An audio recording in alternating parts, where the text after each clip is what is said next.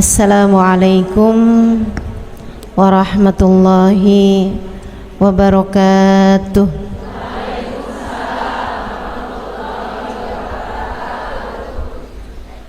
Alhamdulillah, wassalatu wassalamu ala Rasulillah Muhammad ibn Abdillah wa ala alihi wa sahbihi wa man walah.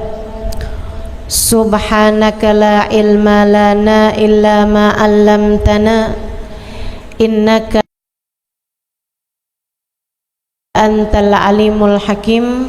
Rabbi shrah li sadri wa yassir li amri wahlul 'uqdatan min lisani yafqahu qawli, amma ba'du. Alhamdulillah, sama-sama kita hormati, kita muliakan Sahibatul Bait, pimpinan Majelis Ta'lim Nurun Nizam, dan juga sahabat Zahra Neng Haji Teh Nur Karyati. Kita doakan beliau beserta seluruh keluarganya, suami, anak, cucu, senantiasa dalam rahmat ridha Allah Subhanahu wa taala. Dipanjangkan umurnya, disehatkan badannya, dimudahkan urusannya, dikabulkan hajatnya, semakin dicinta Allah Subhanahu wa taala dan Rasulnya, dibahagiakan hidup dunia akhiratnya. Segenap hubabah, segenap ibu nyai pimpinan pondok pesantren, dan juga ibu-ibu pimpinan majelis ta'lim, para ustadzah, para syarifah, yang semoga semuanya dirahmati dan dimuliakan Allah Subhanahu wa taala, serta tentu saja semua yang hadir di majelis ini, baik ibu-ibu, kakak-kakak, adik-adik, anak-anak, yang mudah-mudahan semuanya dirahmati dan dicintai Allah, disayangi dan disyafaati Nabi besar Muhammad, dikaruniakan rezeki yang halal, yang thayyib, yang berkah, dikaruniai anugerah yang tak terbatas dunia hingga akhirat insyaallah. Amin ya rabbal alamin. Hari ini pembahasannya mengenai membuka pintu rezeki. Ini kayaknya permintaan orang-orang Purwakarta. Habis lebaran rezeki pada seret ustazah, gitu katanya, betul? Biasanya tuh siklusnya Ramadan buat orang-orang Indonesia, 10 hari pertama Ramadan yang banyak di masjid, 10 hari yang berikutnya yang banyak di mall, di pasar, belanja, beli baju baru. 10 hari yang berikutnya di stasiun, di terminal, di bandara, mau pada mudik gitu ya. 10 hari habisnya lebaran yang banyak di Pegadaian. Duit udah kehabisan, gadai-gadai gelang, kalung, begitu? Enggak, insya Allah. Saudaraku sekalian yang saya muliakan, rezeki itu bukan hanya sebatas uang, bukan hanya sebatas makanan, melainkan manusia itu terdiri dari 3 hal, ketiganya memerlukan rezekinya masing-masing. Manusia disebut manusia karena punya badan. Kalau nggak punya badan namanya hantu. Kita punya badan. Badan perlu rezekinya. Makanan, pakaian, rumah tempat tinggalnya badan. Sekarang ada lagi nih yang dianggap lebih mendesak. Casan.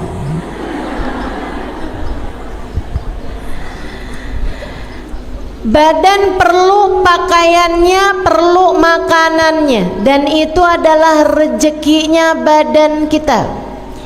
Tapi selain daripada badan, manusia juga punya yang namanya akal, pikiran.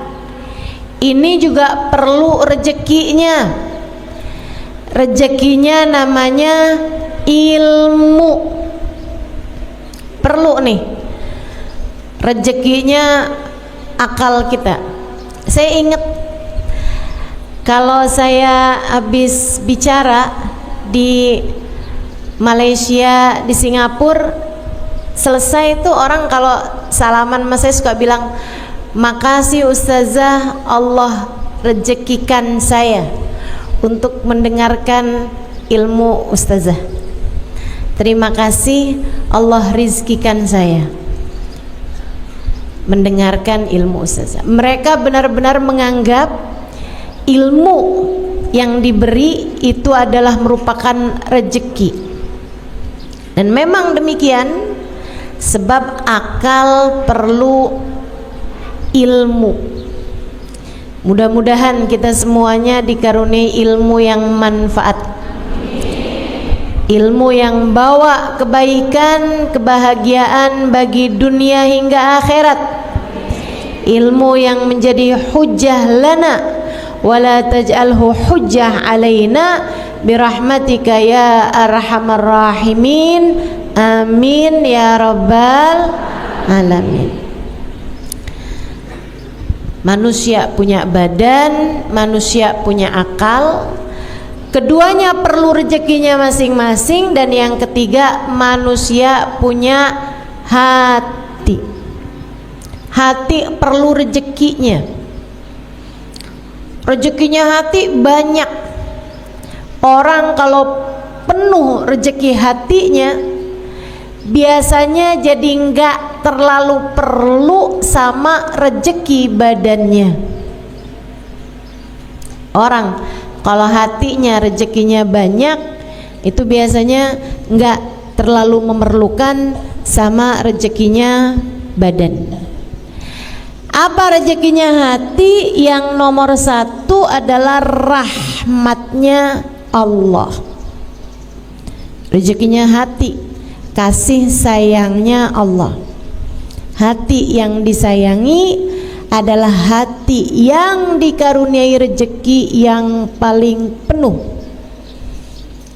Itu sebabnya Allah ketika menyebut Nabi Muhammad dengan bahasa an'amallahu alaihim, orang yang dikasih nikmat, dikasih rezeki yang paling banyak. Padahal secara makanan Nabi Muhammad pernah mengganjal perutnya dengan batu karena 3 hari 3 malam gak makan apa-apa. Padahal kalau secara pakaian Nabi Muhammad memiliki pakaian yang sangat sedikit. Nabi apabila punya sendal yang baru, sendal yang lama disedekahkan.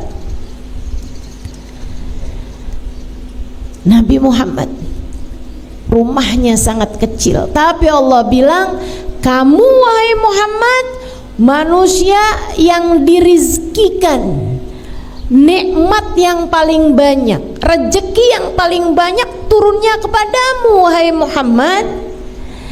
Kenapa bisa begitu? Padahal kita melihat keterbatasan rezeki secara badan yang Allah SWT berikan kepada baginda kita Nabi Muhammad. Sebabnya adalah karena Allah menjadikan rezeki hatinya Nabi Muhammad penuh, bahkan luber. Allah mengatakan, wa ma arsalnaka illa rahmatan lil alamin. Kami utuskan engkau wahai Nabi Muhammad meluberkan rahmat bagi semesta. Rahmat yang Allah berikan kepada Nabi Muhammad penuh, luber-luber, sampai Nabi Muhammad bisa menjadi orang yang menebarkan kasih sayang Allah kepada kita umatnya. Innama ana rahmatun muhdah, kata Nabi Muhammad alaihissalam, sesungguhnya saya adalah rahmat yang Allah subhanahu wa ta'ala bagikan ke atas muka bumi ini. Itu Nabi kita Muhammad sallallahu alaihi wa ala alihi wa sahbihi wasallam, manusia yang diberi rezeki yang paling banyak. Jadi Bu, Dek, Nak, kalau kamu lagi ngomongin urusan rezeki, yang kebayang jangan cuma saldo rekening, yang kebayang jangan cuma uang bisa kamu belikan seblak, bisa kamu belikan makanan, atau bisa kamu belikan pakaian. Yang kamu bayangkan tentang rezeki jangan cuman sekedar apa yang masuk ke dalam perutmu. Itu adalah serendah-rendahnya rezeki. Kata Sayyidina Ali bin Abi Thalib, "Man kana hammuhu batnuhu kanat qimatuhu ma yakhruj minhu." Siapa yang urusan terpenting baginya adalah isi perutnya, maka nilainya adalah apa yang keluar dari perutnya. Siapa yang urusan paling penting dalam hidupnya adalah apa yang masuk ke perutnya, yang dipikirin cuman makanan mulu. Di sini makan apa enaknya ya? Nih duduk di majelis dari pagi, yang dipikirin bakso enak nih. Yang dipikirin nih mendung-mendung gini nih, pisang goreng, Indomie pakai rawit. Ada yang begitu? Disindir Mas Sayyidina Ali, nilai kamu adalah apa yang keluar dari perutmu. Apa yang keluar dari perut?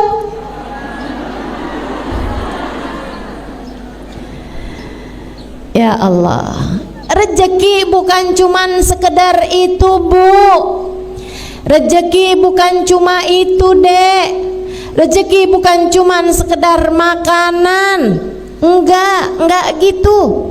Itu termasuk bagian dari rezeki, akan tetapi itu adalah serendah-rendahnya rezeki. Nah kalau minta rizki, minta tuh sekalian rizki yang besar-besar. Bahkan badan kita ini, rezeki paling besarnya bukan makanan.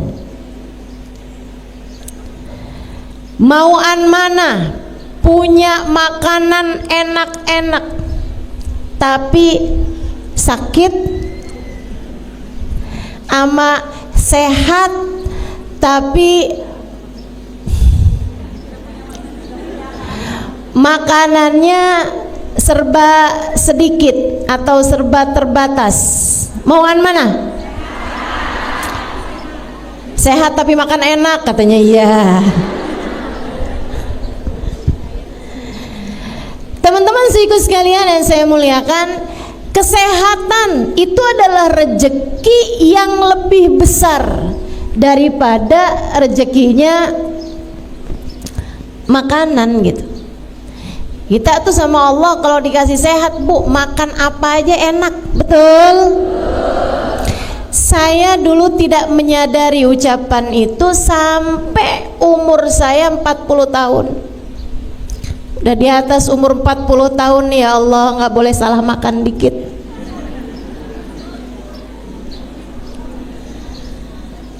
Ada ibu-ibu yang nyaut betul. Senasib kamu ya Bu ya. Ibu-ibu sekalian saya muliakan, orang kalau badan sehat makan apa aja juga enak. Tapi begitu badan lagi nggak sehat, begitu badan lagi nggak enak, ya Allah, ya Allah. Makanan mahal-mahal, makanan enak-enak, jadi nggak bisa dimakan.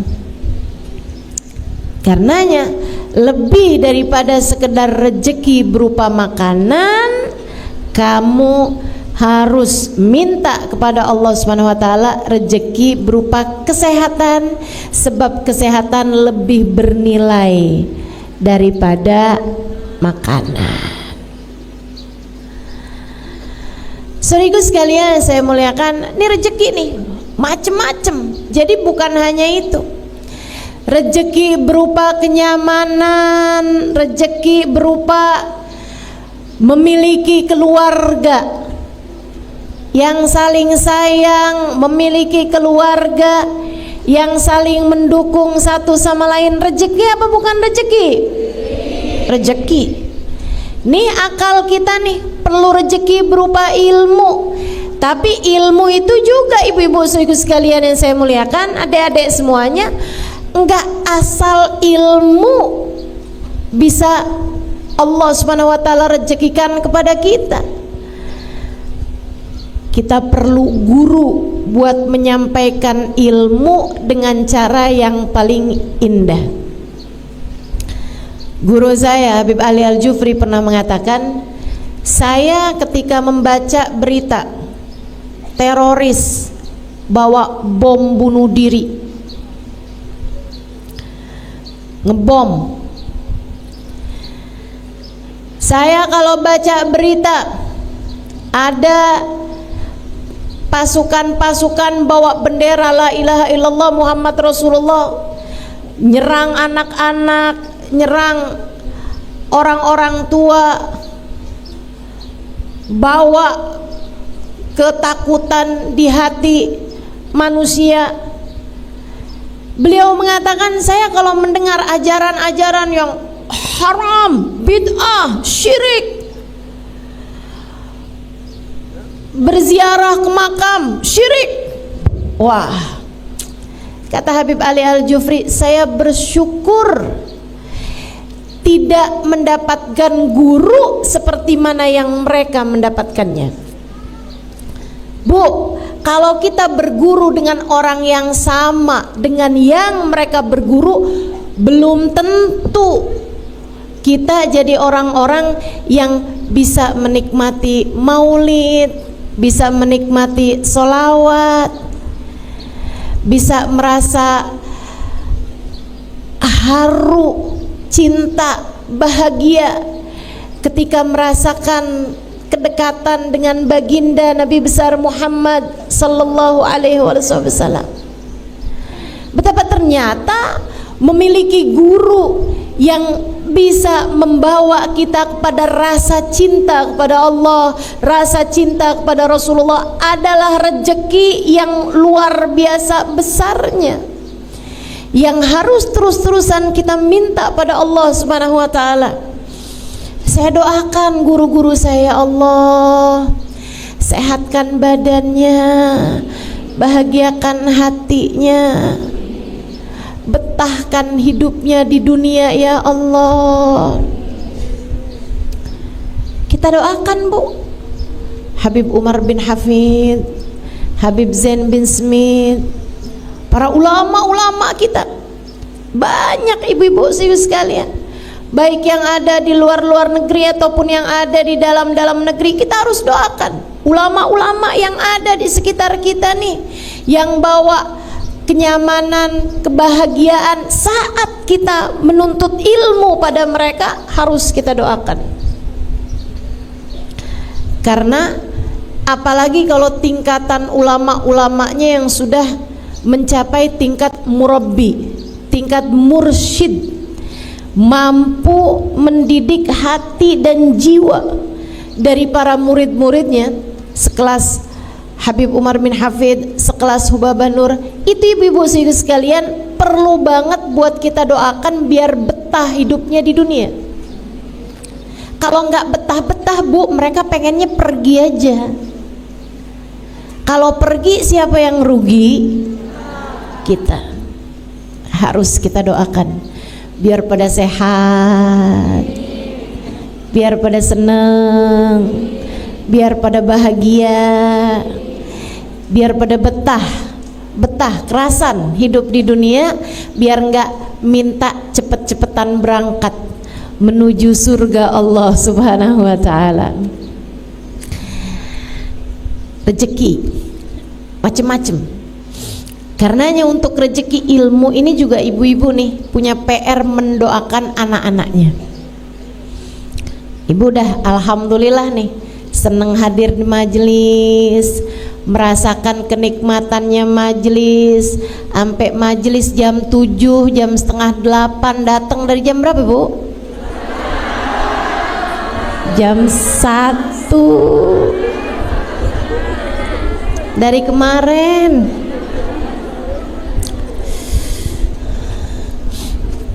Dari tanggalannya belum ganti ya.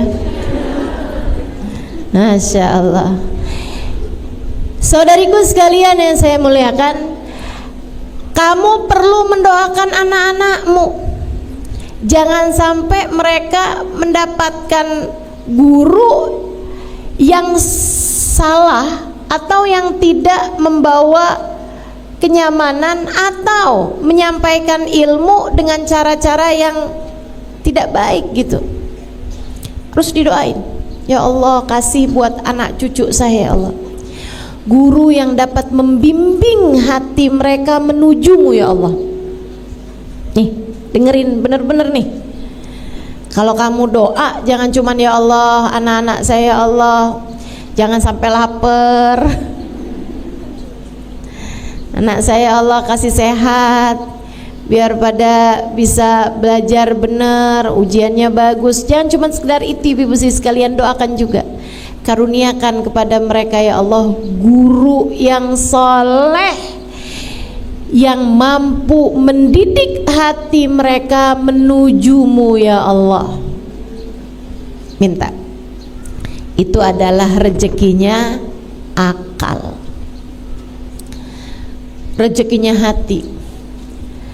Lebih tinggi lagi ibu nih ya, punya anak sehat badannya, makannya bergizi, ibu punya uang buat ngasih makanan-makanan yang enak, makanan-makanan yang bergizi.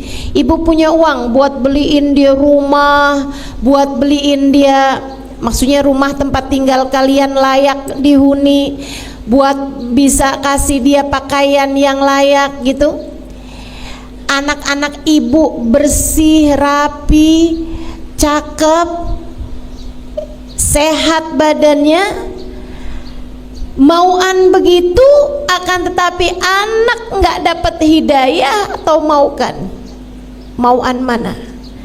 Dunia terbatas, tapi anak soleh soleha nggak tinggal sholat, bahkan ibu bangun di jam 3 pagi, jam setengah 4 pagi, masih sekitar 1 jam lagi dari adzan subuh. Ibu lihat kok lampunya hidup nih kamar anak ibu, ibu buka, anak ibu lagi sholat tahajud, anak ibu lagi baca Quran, anak ibu lagi berdoa Bu. Tapi dia keadaannya serba terbatas.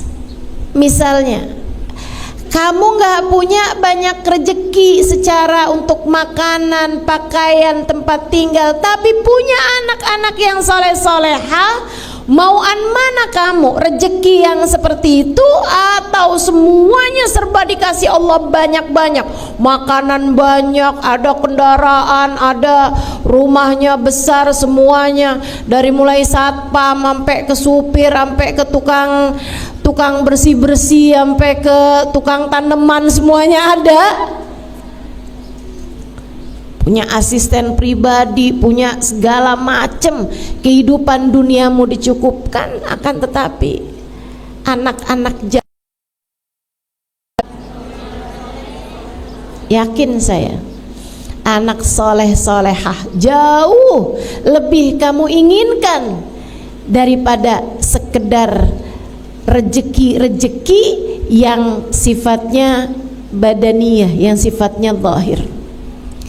Dari sini kita tahu rejeki akal, rejeki hati jauh lebih indah daripada sekedar rejeki badan kita. Meskipun ketiganya semuanya harus kamu miliki, ketiganya semuanya juga nikmat hidup kita, bahagia hidup kita jika ketiganya Allah Subhanahu wa taala berikan seukuran dengan keperluan kita, kebutuhan kita. Rezeki itu Bu enggak harus banyak, yang penting pas. Ya Bu ya?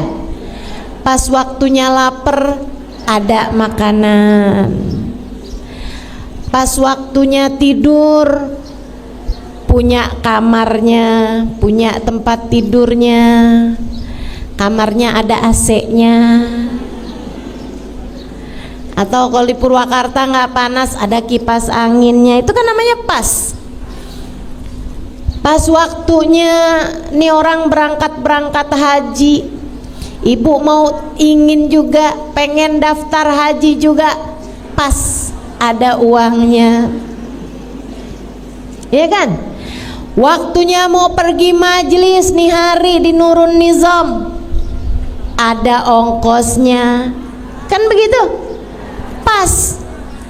Tapi kalau misalnya rezekinya banyak tapi nggak pas, ini yang nggak enak nih Bu nih. Rezekinya sih banyak, duitnya banyak nih, waktunya mau pergi pengajian ada aja. Segala udah jalan naik sepeda motor, sepedanya bannya pecah, ada aja gitu penghalang-penghalang dari mendapatkan kesenangan dan kebahagiaan. Makanya bukan itu yang kita minta. Yang kita minta itu rezeki yang pas.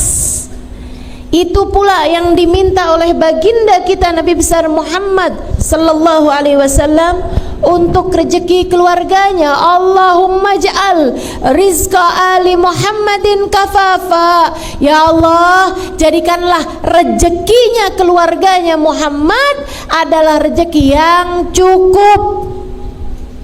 Yang diminta cukup sama Nabi, bukan berlebihan, bukan banyak, akan tetapi menenggelamkan.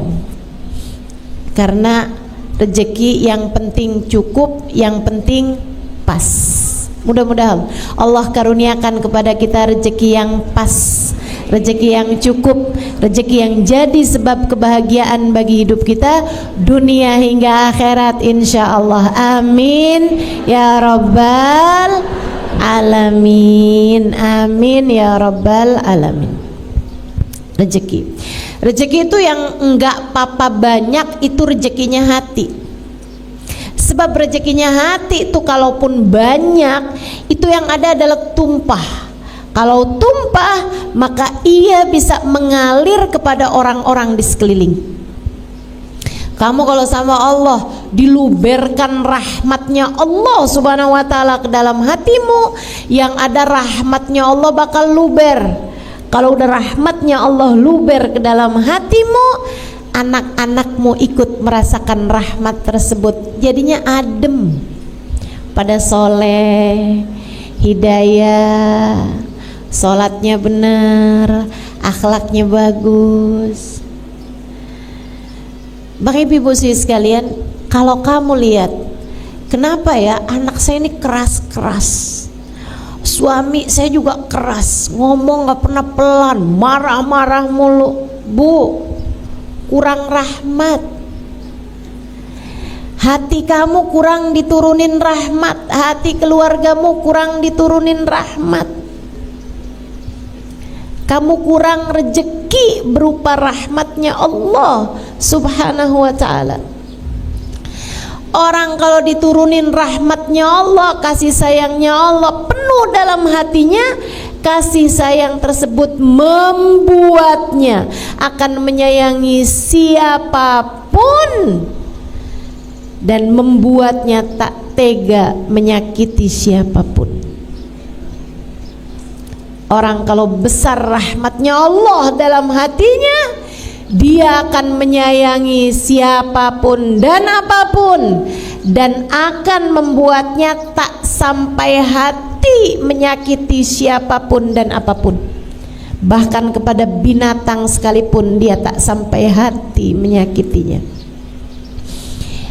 Ibu-ibu sekalian saya muliakan, Habib Ali Habsyi, penulis Maulid Simtud Durar, itu ibu, beliau mengatakan, sepanjang hidup saya di kota Sewun tidak ada orang yang bertengkar. Kenapa bisa begitu? Dari besarnya rahmat, dari besarnya rezeki berupa rahmat yang Allah Subhanahu wa taala turunkan ke dalam hatinya Habib Ali Al-Habsyi. Masya Allah, Masya Allah. Ibu liatin tuh, anak-anak ibu pada suka bertengkar apa enggak? Yang enggak salahin emaknya juga heeh. Kenapa ya Ustazah, anak saya kalau ngomong kasar? Kamu bagaimana? Iya sih. Ya enggak salah. Kurang rahmat, kurang rahmatnya Allah Subhanahu wa taala. Ayo nih, kita perlu nih semua rezeki-rezeki nih. Gimana nih cara ngebuka rezeki-rezeki ini nih? Termasuk nih adik-adik jomblo nih. Sampai setiap majelis kalau udah waktunya doa, ya Allah jodoh ya Allah. Anaknya Pak Lurah cakep tuh ya Allah. Baik juga kelihatannya. Jodohin saya sama dia ya Allah. Kalau enggak sama dia yang mirip sama dia ya Allah. Daripada susah-susah dia aja deh ya Allah.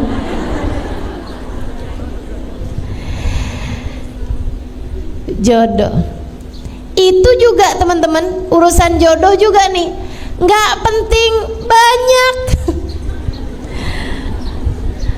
Nggak penting banyak, nggak penting besar, badannya XXL gitu, nggak penting. Yang penting adalah pas. Dan bukan urusan cepat atau lambat, yang penting adalah tepat. Pas itu tadi, pas buat kamu gitu, pas buat orang tersebut. Suami istri itu yang penting bukan pintar, yang penting bukan kaya, yang penting bukan bisa segala macem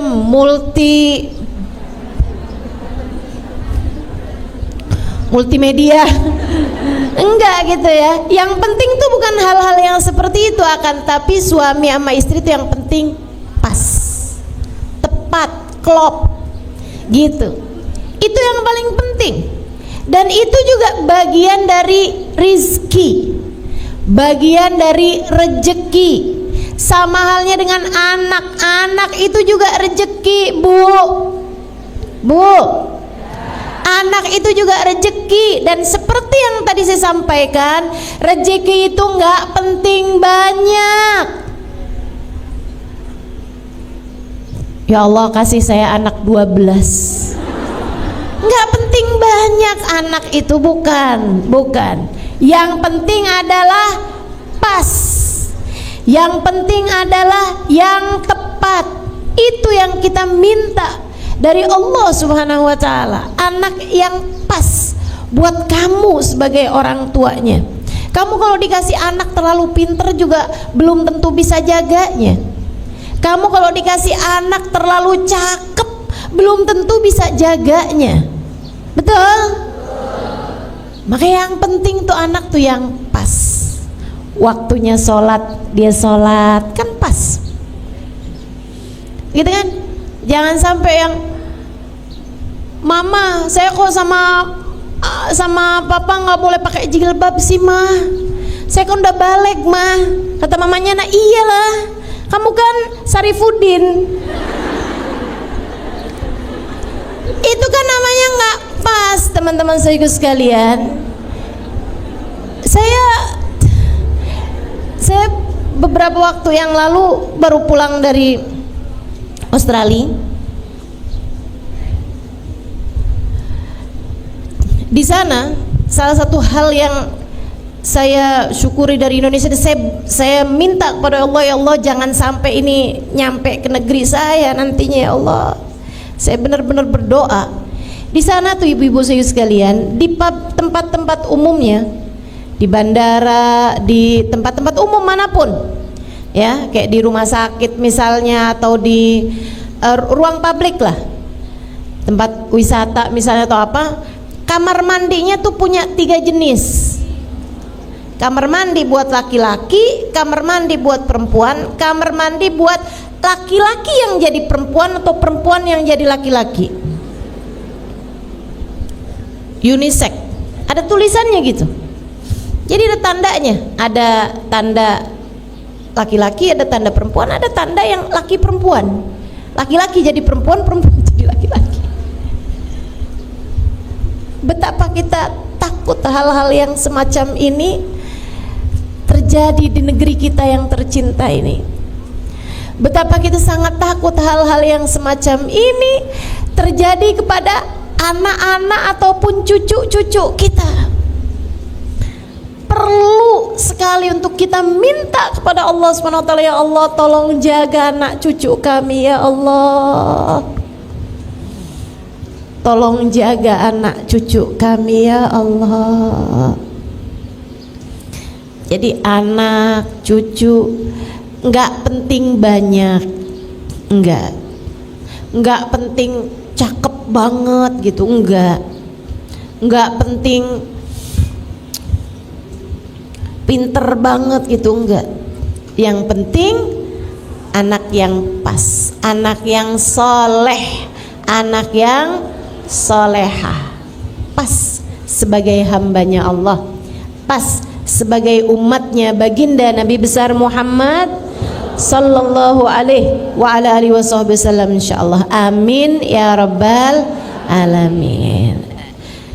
Mengingat kebutuhan kita terhadap rezeki banyak sekali, baik rezekinya badan kita, rezekinya akal kita, maupun rezekinya hati kita, baik untuk kita maupun untuk seluruh keluarga kita, anak-anak kita, keluarga kita nih. Karenanya akan saya sampaikan kepadamu 10 hal pembuka pintu rezeki. Enggak akan saya terangkan dengan detail semuanya gitu, enggak. Karena kalau diterangkan dengan detail sampai asar nih kayaknya. Jadi saya akan sampaikan pelan-pelan 10 hal yang dapat menjadi pembuka pintu rezeki bagimu, baik rezeki zahir seperti yang saya sampaikan, rezeki berupa makanan, minuman, tempat tinggal, kendaraan, gitu kan ya, handphone, kenyamanan, apapun aja, rezeki zahir maupun rezeki batin. Seperti yang tadi saya sampaikan, ilmu, guru yang dapat membimbing kita, kajian-kajian yang menyenangkan. Kita mesti juga doakan negeri kita, mudah-mudahan senantiasa Allah Subhanahu wa taala tetapkan keadaannya menjadi negara yang bebas ngaji dimanapun dan kapanpun. Alhamdulillah. Kita minta sama Allah Subhanahu wa taala, tetapkanlah rezeki yang ini ya Allah, tetapkanlah rezeki yang ini. Karena saya banyak jalan kemana-mana ibu-ibu sekalian, bukan mudah untuk sebuah negara memperkenankan rakyatnya untuk mengadakan kajian-kajian secara umum seperti kita ini. Susah. Saya kalau mau ngisi di Singapura 6 bulan sebelumnya mesti tanda tangan banyak banget, karena dimintakan perizinan kepada negaranya. Untuk bikin satu acara itu dimintakan kertas yang sangat banyak sekali, harus ditandatangani secara langsung oleh pihak yang akan membuat acara tersebut atau mengisi acara tersebut. Bukan mudah. Itu pun juga nggak bisa pakai sarana-sarana umum seperti kita semacam ini gitu ya. Maksudnya nggak orang duduk sampai di jalan-jalanan, itu Nggak bisa tuh mereka tuh harus ngadainnya di tempat yang memang kayak gedung atau tempat-tempat pertemuan atau sekurangnya masjid gitu kan. Itu yang diperkenankan gitu. Sangat sulit sekali kalau ibu pergi ke negara-negara, bahkan kayak negara-negara Saudi Arabia, Abu Dhabi gitu ya, Uni Emirat Arab, juga bukan mudah untuk mengadakan kajian-kajian umum semacam ini. Salah satu dari yang dimudahkan membuat kajian-kajian umum besar-besar semacam ini selain Indonesia yang saya lihat adalah Hadramaut, Yaman. Di sana juga sama nih kayak begini nih, Habib Umar bikin majelis di pasar, Habib Umar bikin kajian-kajian di mana-mana saja tempat, dan bahkan masjid-masjid mereka mengadakan hataman Al-Quran sampai ke jalan-jalanan, semuanya penuh orang, pemandangan yang luar biasa indahnya. Mudah-mudahan Allah SWT tetapkan negeri ini dan juga negeri Hadramaut ditetapkan kenikmatan-kenikmatannya, dan negara-negara yang lain juga insya Allah. Mudah-mudahan Allah SWT karuniakan kenikmatan semacam kenikmatan yang Allah berikan kepada negeri kita ini insya Allah, amin ya rabbal alamin. Juga rezeki hati, semua hal yang akan saya sampaikan ke 10-10-nya ini membuka pintu rezeki zahir dan batin. Yang pertama, kalau kamu pengen rezekimu terbuka, hal pertama yang harus kamu lakukan adalah taat sama perintah Allah, jauhi dosa. Karena rezeki itu adalah sesuatu yang Allah Subhanahu wa taala berikan dan kamu inginkan. Bagaimana mungkin Allah memberi kepadamu apa yang kamu mau jika kamu tidak melaksanakan apa yang Allah mau? Kerjain dulu yang Allah mau, kamu akan diberi apa yang kamu mau. Taat. Nomor 1, kerjakan perintah Allah, jauhi larangan Allah. Sampai-sampai katanya Sayyidina Fudail bin Iyad, kalau saya tidak salah ingat, salah satu dari ulama-ulama kita, idza hassait kaslan fil jasad, kalau kamu ngerasa badanmu lemah, males gitu, lemah badan kamu, dhafan fi jasad, kalau kamu ngerasa badan kamu lemah, kayak nggak punya kekuatan gitu buat ibadah, buat ngerjain macam-macam hal. Kalau kamu ngerasain badan kamu lemah, kalau kamu ngerasain rezeki kamu tersendat, coba ingat-ingat dosa apa yang sudah kamu kerjakan. Innal dzunub, sungguhnya dosa-dosa memberatkan punggungmu untuk dapat memaksimalkan potensi yang Allah Subhanahu wa taala berikan kepadamu. Dosa bikin badan jadi sakit, dosa bikin rezeki jadi seret. Jadi ibu-ibu nih, daripada kamu nuntut suami habis-habisan, kalau nggak bawa duit banyak jangan pulang sekalian ke rumah. Daripada kamu kayak begitu bu sama suami, mendingan kamu introspeksi diri. Ya Allah, rezeki seret banget, dosa apa nih saya nih? Coba diinget-inget. Ngomongin orang, sih. Bohongin suami, iya juga sih. Ngomel-ngomel mulu sama suami sama anak, sih. Nyubit anak, iya juga sih. Selagi dosa-dosa masih kamu kerjakan, bagaimana mungkin kamu berharap Allah memberi apa yang kamu mau jika selama ini kamu tidak menjadi hamba yang Allah mau? Bu, sampai-sampai saya pernah dengar satu ungkapan, la ghina ma'az zina. Saya nggak pasti apakah itu ucapan dari baginda Nabi Muhammad SAW, entah itu hadis, entah itu ucapan dari seorang ulama, tapi yang pasti kebenarannya memang nyata. La faqra ma'azina, la faqra ma'adduha, kama la ghina ma'azina. Tidak ada kefakiran bersama dengan salat duha. Nanti akan saya sampaikan. Ya, yang nomor 1 ini, kerjakan perintah Allah, tinggalkan larangan Allah. La ghina ma'az-zina. Tidak ada kekayaan bersama dengan perzinaan. Hisan wa makna, kata guru saya, guru kita Habib Umar bin Hafid. Hisan wa makna, secara zahir dan batin. Artinya orang kalau berzina, dia belum bertaubat dari perbuatannya, masih aja gitu, tar ketemu sama pacarnya atau sama orang yang dia cintai itu ya, yang dia senengin itu, kemudian dia berzina gitu kan. Teman-teman sekalian, walaupun sekarang sedang tidak mengerjakan perbuatan zina itu, tapi dalam masa-masa dia belum bertaubat dari perbuatan zinanya tersebut, tidak akan Allah berikan kekayaan, kecukupan, gak akan. Kurang aja terus, ambisi aja terus, kepengen ini, kepengen itu, terus aja gitu. Walaupun uang saldo di rekeningnya udah banyak, kurang aja rasanya. Dan ini kesian. Bu, saya nggak kesian orang yang punyanya hartanya sedikit, binisbah harta ya, terhadap urusan harta. Saya nggak kesian sama orang yang hartanya sedikit. Saya kesian sama orang yang hartanya banyak tapi tidak pernah merasa cukup.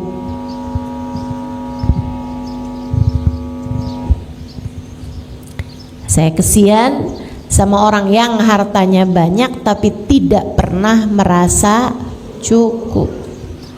Kayak terus aja ambisi, sampai curigaan mulu. Kalau dia perempuan kan, curiga aja sama HP suaminya, curiga aja nih suaminya pergi kemana nih, hidupnya blingsatan, takut setengah mati. Kalau malam-malam susah tidur, takut ada yang bobol rumahnya, hidupnya terus aja ketakutan gitu. Begitu ada kabar kalau perusahaannya bangkrut, perusahaannya rugi, sedikit aja ngomongnya, wah kalau rugi seperti ini besok kita makan apa? Padahal duit sisanya masih banyak. Ibu-ibu sekalian, saya ngerasa berbahagia tinggal di Indonesia, di mana orang-orangnya tuh bisa loh, dia ngojek tapi kredit motor,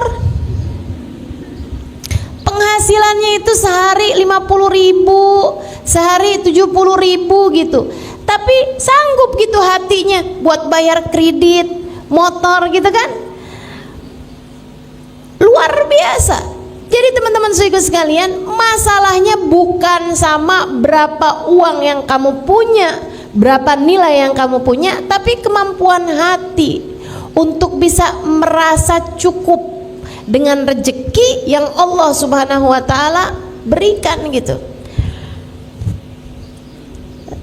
Saya nggak kesian di sini nih sama perempuan-perempuan yang misalnya gitu, suaminya cuman ngasih dia sebulannya berapa?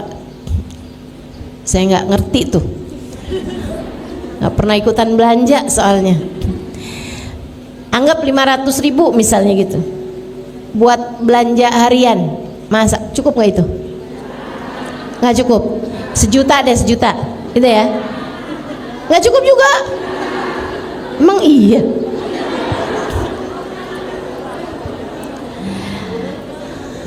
Sebulan nggak cukup. Oke. 3 juta cukup. Oke. Ya, saya nggak kesian misalnya nih cukupnya nih 3 juta, tapi dia sama suaminya dikasih sebulan 2 juta buat belanja hari-harian gitu, buat masak hari-harian. Saya nggak kesian sama orang yang seperti itu. Yang saya kesianin adalah perempuan-perempuan yang suaminya udah ngasih setiap bulannya 10 juta, tapi mukanya nggak ada senyum-senyumnya kecuali tanggal muda.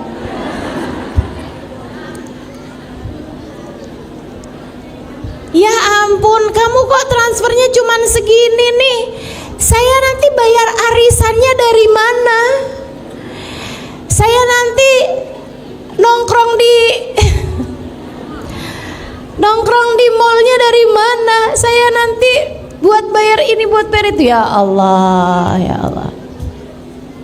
Jadi teman-teman saya sekalian, tuh dia tuh masalahnya ya. Orang kalau nauzubillah berbuat perzinaan dan dia belum bertaubat dari perzinaannya, itu walaupun dikasih seberapa, hatinya nggak akan pernah merasa cukup. Dan itu adalah siksaan paling menyiksa terhadap urusan rezeki. Yang tersiksa tuh bukan yang dikasih rezeki yang sedikit, Bu. Akan tetapi yang tersiksa itu orang yang dikasih rezeki seberapapun gak pernah merasa cukup. Dia orang yang jauh lebih tersiksa. Dan itu orang kalau berzina, naudzubillah min dzalik, sama Allah dikasih hukuman hati yang tidak pernah merasa cukup. Itu namanya hissi. Itu namanya sesuatu yang maknawi, sesuatu yang secara batinnya. Sementara zahirnya juga, guru saya Al-Habib Umar bin Hafid mengatakan, orang kalau berzina belum bertaubat dari perbuatan zinanya, dalam masa-masa perzinahan tersebut pasti sama Allah dikasih waktu di mana dia kelaparan, pengen makan, kehausan, pengen minum. Nggak ada yang bisa memberikannya pada saat itu. Nggak dia punya saat itu sampai dia harus menengadahkan tangannya meminta kepada orang lain, walaupun sebanyak apapun uangnya. La ghina ma'az zina. Tidak ada kekayaan, kecukupan bersama dengan perzinaan. Mudah-mudahan Allah jauhkan kita dari dosa zina dan dosa apapun yang menjauhkan kita dari rahmatnya Allah Subhanahu wa taala, insyaallah. Amin ya rabbal alamin. Adik-adik saudara sekalian saya muliakan, ini saya sampaikan kepada adik-adik nih, Dek. Jangan mau memberikan sesuatu yang sangat berharga dari dirimu, yaitu nilai harga dirimu itu, Dek. Jangan mau kamu menyerahkannya kepada laki-laki manapun di luar bingkai pernikahan dengan atas nama cinta. Cinta nggak bikin kamu jauh dari Allah. Cinta yang benar nggak bakal bikin kamu jauh dari Allah. Dan laki-laki yang sungguh mencintaimu pasti akan menjagamu. Dengarkan ucapan saya. Laki-laki yang mencintaimu pasti akan menjagamu. Tak akan membiarkanmu bersama dengan dirinya terjerumus di dalam lubang-lubang dosa, dalam lembah-lembah nista. Adik-adikku saudaraku sekalian, Sayyidil Habib Umar bin Hafid menyampaikan, orang tuh kalau masuk surga semuanya akan membusungkan dada ila ashabuz zina, kecuali pelaku zina. Andai Allah sudah menghapuskan dosa-dosanya dengan dia berada di dalam neraka karena dia matinya bawa iman, misalnya nih umat Nabi Muhammad ngerjain zina, dia dimasukkan ke dalam api neraka untuk waktu yang cukup lama sampai kemudian udah waktunya dia masuk ke dalam surga, karena bagaimanapun dia matinya membawa iman, dia akan menjadi orang yang masuk surga dengan menundukkan kepala. Malu di surga aja malu.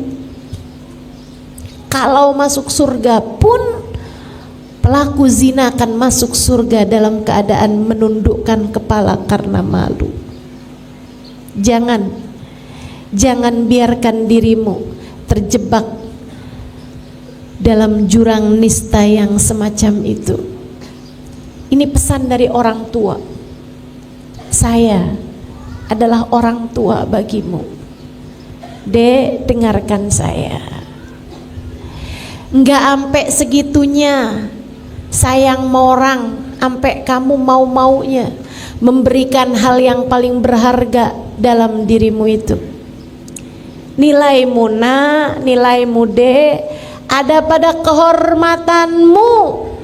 Jangan biarkan ia terinjak-injak oleh bisikan-bisikan setan dalam dirimu itu. Jauhi zina, jauhi apapun yang mendekatkanmu kepada zina. Jauhi, tidak akan membawamu kepada kebahagiaan, kesenangan, rezeki yang melimpah. Enggak.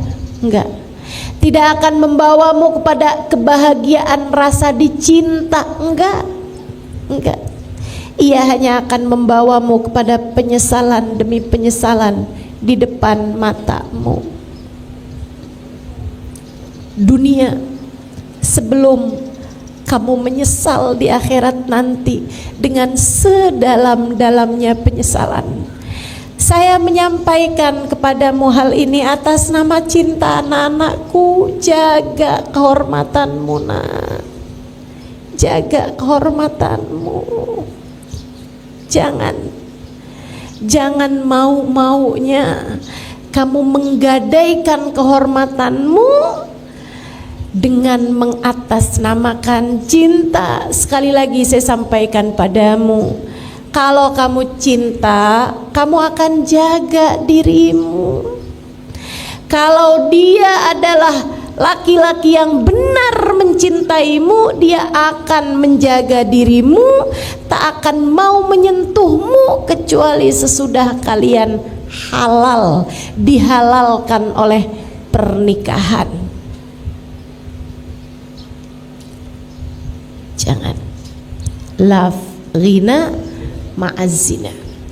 Kamu pengen jadi seseorang yang rezekimu mudah, yang rezekimu melimpah, yang rezekimu pas, yang rezekimu cukup, yang rezeki kamu dirizkikan oleh Allah Subhanahu wa taala hal-hal yang indah dalam kehidupan. Rezeki akalmu, kamu dikaruniai ilmu yang manfaat. Rezeki hatimu, kamu disayang Allah, kamu disayang Rasulullah, dikaruniai keimanan, keikhlasan, kesyukuran, ketawaduan. Kamu dikaruniai akhlak-akhlak yang terpuji. Kamu dikaruniai cinta pada manusia-manusia yang dicinta oleh Allah Subhanahu wa taala. Kamu ingin dikaruniai hal-hal yang indah-indah semacam itu, tinggalkan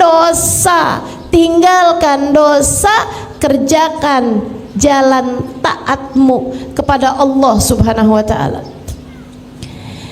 Kamu jangan nyari jodoh sampai nggak mau pakai jilbab. Ngapain kayak begitu? Susah ustazah dapat jodoh kalau laki-laki nggak lihat betapa indahnya rambut saya ini. Susah ustazah dapat laki-laki yang mau menikahi saya kalau dia nggak tahu betapa sangat seksinya badan saya ini. Kalau pikiranmu seperti itu, kamu hanya akan bertemu dengan laki-laki yang hanya akan memandang tubuhmu dan akan memandang kecantikanmu semata sebagai sebab dia mencintaimu. Dan yang di luar sana yang lebih cantik darimu banyak, yang di luar sana yang badannya lebih bagus dari kamu banyak. Kalau begitu cara berpikirmu tentang urusan jodoh, jangan salahkan siapa-siapa. Jika sesudah menikah denganmu, suamimu hanya akan jatuh cinta dengan perempuan demi perempuan, perempuan demi perempuan yang jauh lebih cantik darimu sesudah pernikahan.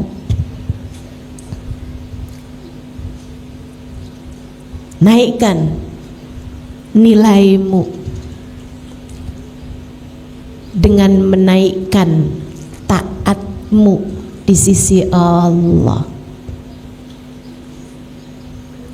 Percaya saya, kamu menjadi apa yang Allah mau, Allah akan beri apa yang kamu mau. Jadilah hamba yang Allah mau, Allah akan menjadi seindah-indah Tuhan sesuai dengan apa yang kamu mau. Allah akan beri padamu apapun yang kamu inginkan. Teman-teman saudaraku sekalian, Allah menyampaikan dalam hadis qudsinya, innama ana alladhi idza qultu li syai'in kun fayakun sa'aj'al man ahbabtuhu idza qala li syai'in kun fayakun. Aku adalah zat yang apabila menghendaki sesuatu hanya perlu berkata jadilah, maka jadilah sesuatu tersebut. Aku akan menjadikan hamba-hamba yang aku cintai apabila menghendaki sesuatu hanya perlu berkata jadilah, maka jadilah sesuatu tersebut.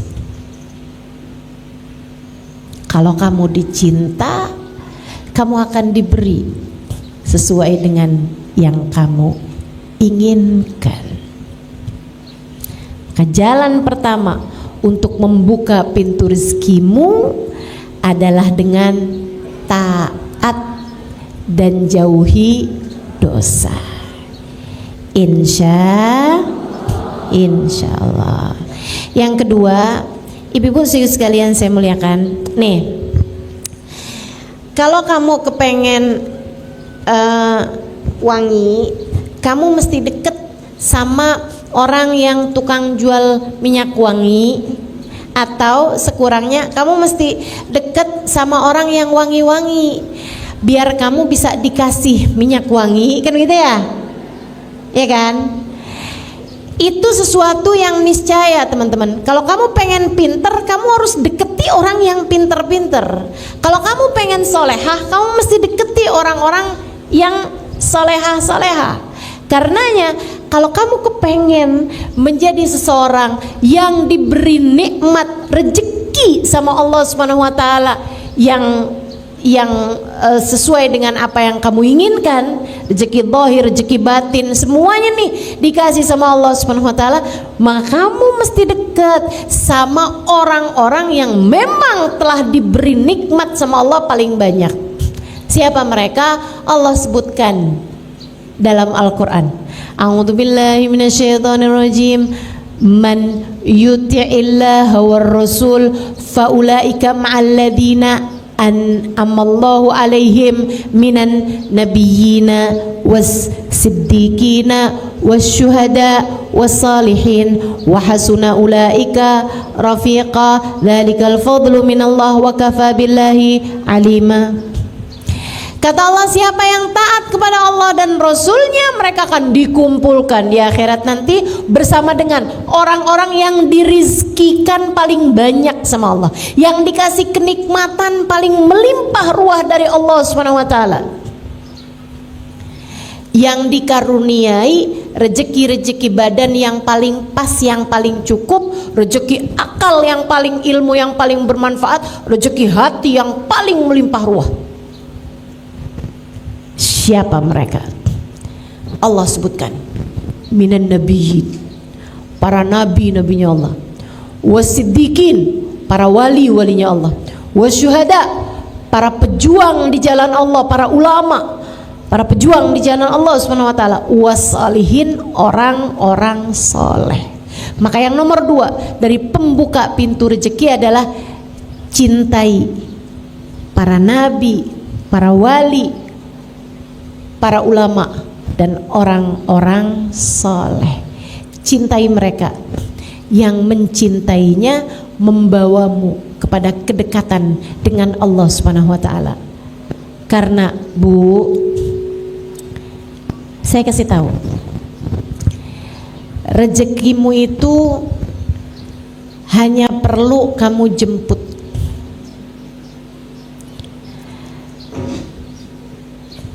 Kalaupun kamu tidak tahu rezekimu ada di mana, rezekimu tahu kamu ada di mana.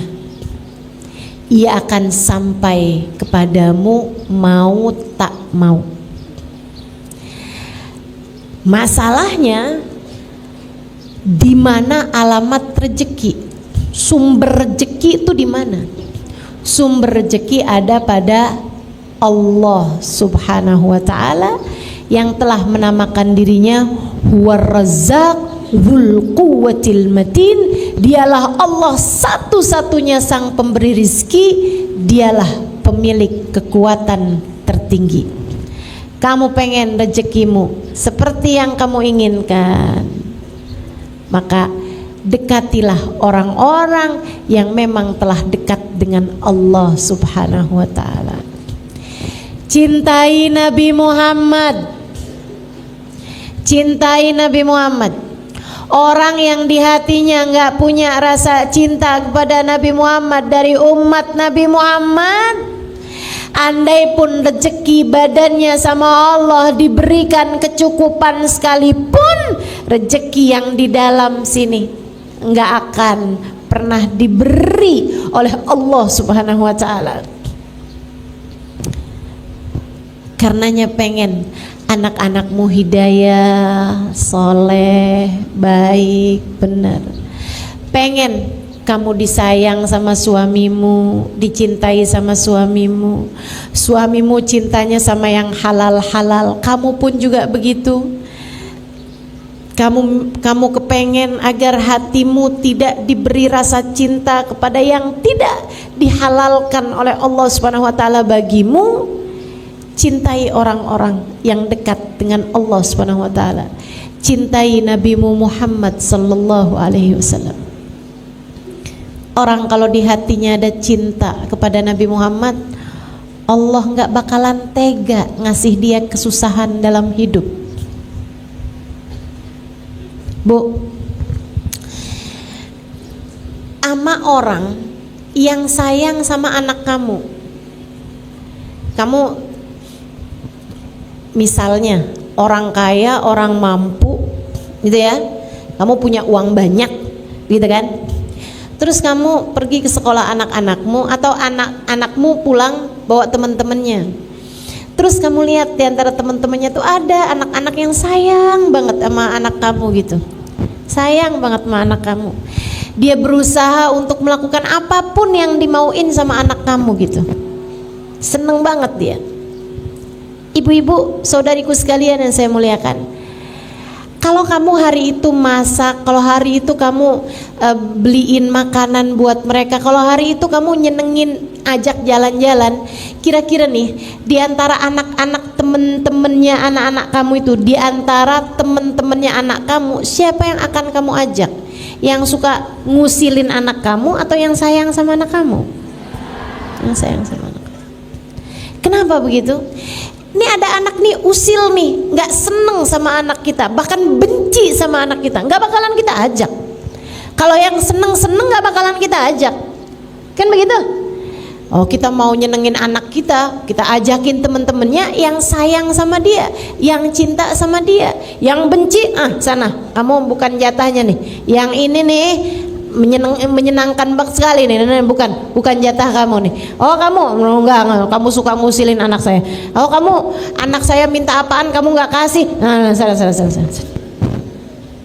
Tapi yang sayang sama anak kita, yang suka ngasih sama anak kita, yang suka perhatian sama anak kita, yang cinta sama anak kita, kita ajakin, kita kasih makan yang enak, kita senengin anak-anak tersebut, anak kita.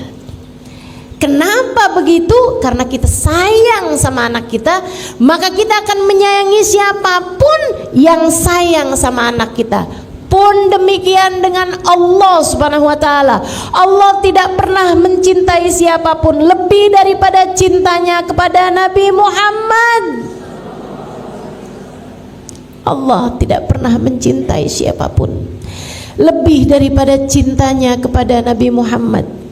Maka Allah akan menjaga, Allah akan melindungi, Allah akan memberi jalan terindah bagi hidup seseorang yang di hatinya terdapat cinta kepada Nabi besar Muhammad sallallahu alaihi wasallam.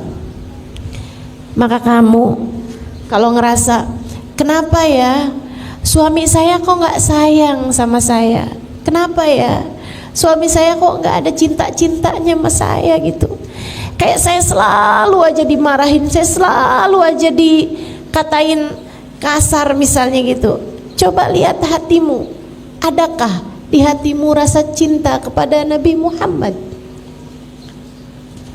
Ustazah, kan suami saya yang gak sayang sama saya. Kenapa kok saya harus lihat di hati saya punya cinta apa enggak sama Nabi Muhammad? Karena Bu, hati suamimu berada dalam genggaman Allah yang tak pernah mencintai makhluk siapapun lebih daripada cintanya kepada Nabi Muhammad. Ketika Allah lihat di hatimu punya rasa cinta kepada Nabi Muhammad, Allah akan mencintaimu dan Allah akan menjadikan hati orang-orang yang berpengaruh padamu mencintaimu juga.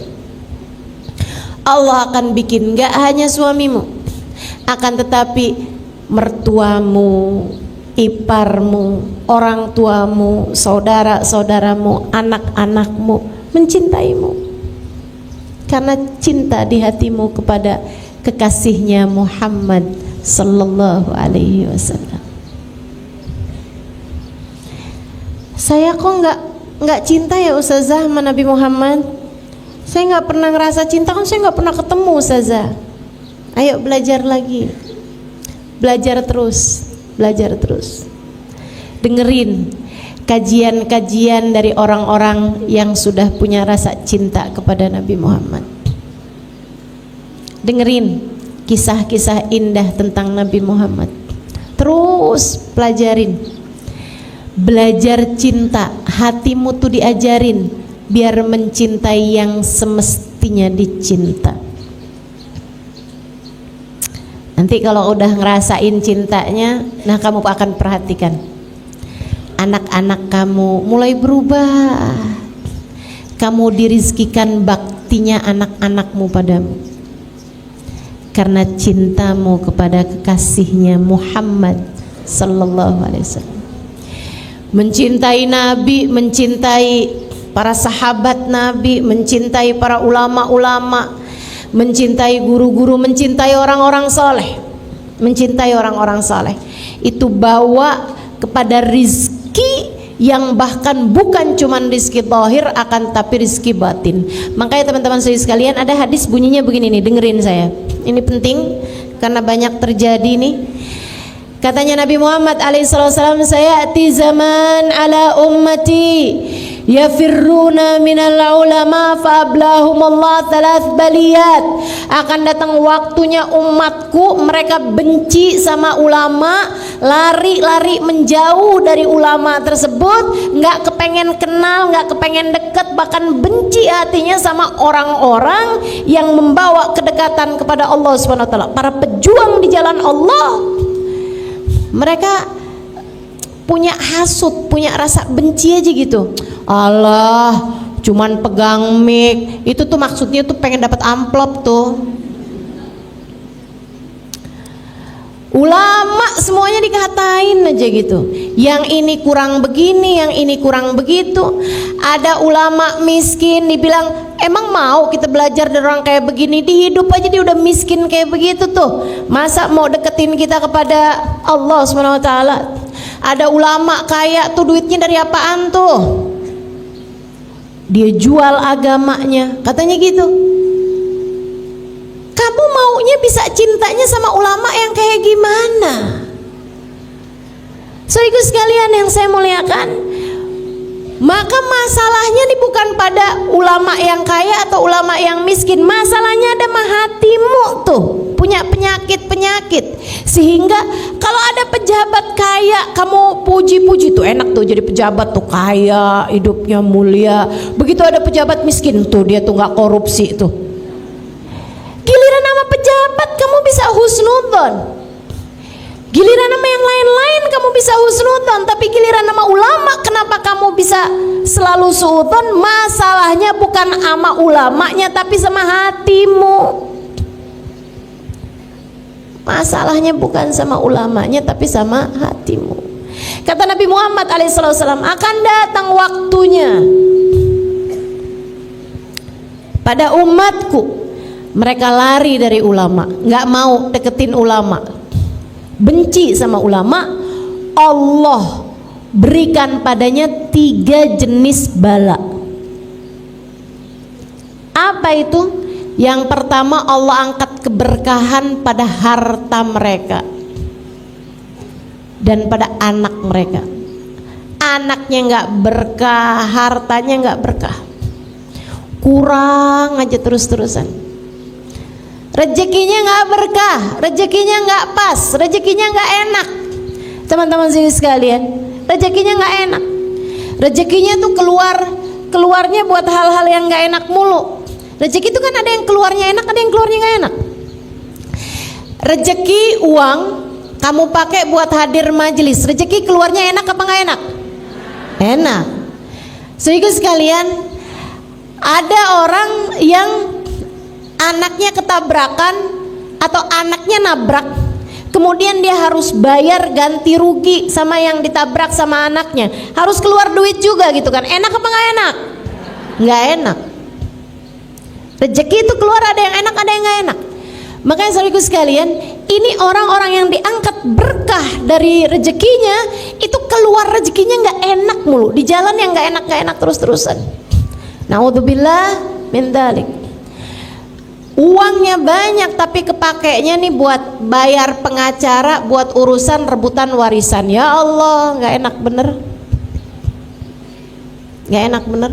Bayar pengadilan untuk urusan tuntutan dari orang lain, cemaran nama baik lah, apalah segala macam.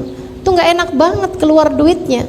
Apalagi kalau uangnya dikeluarkan buat ngeluarin anak dari penjara. Naudzubillah, naudzubillah. Allah kasih bala, 3 jenis bala. Kalau kamu nggak cinta sama ulama, apa itu? 1, diangkat berkah dari hartanya. Rezekinya nggak ada berkahnya, nggak ada enak-enaknya rezekinya. Yang kedua, Allah akan kasih pemimpin yang zalim. Pemimpin yang zalim itu nggak harus kepala negara atau kepala pemerintahan gitu, nggak harus. Tapi kalau dia perempuan punya suami yang zalim, kalau dia laki-laki gitu kan punya atasan tempat kerja yang zalim, yang nggak sayang sama dia, ada aja. Akhirnya hidupnya terjajah sama orang, teman-teman sekalian. Itu kalau nggak cinta sama ulama. Dan yang ketiga, ini yang paling menyeramkan, orang kalau nggak cinta sama ulama, kata Nabi Muhammad SAW, Allah angkat iman dari dalam hatinya sesaat sebelum dia mati, sehingga dia mati dengan tidak membawa iman. Dia mati bukan sebagai umatnya Nabi besar Muhammad sallallahu alaihi wa ala alihi wa sahbihi wasallam. Maka hal kedua yang harus kamu lakukan untuk membuka pintu rezekimu adalah cintai orang-orang saleh, cintai para ulama, cintai para wali-walinya Allah Subhanahu wa taala. Dengan kamu senang berziarah ke makam mereka yang meninggal dunia, dan kamu senang untuk mendatangi majelisnya para ulama-ulama yang masih hidup di atas muka bumi, dan cintain yang nomor satunya adalah baginda Nabi besar Muhammad sallallahu alaihi wa ala alihi wasallam. Yang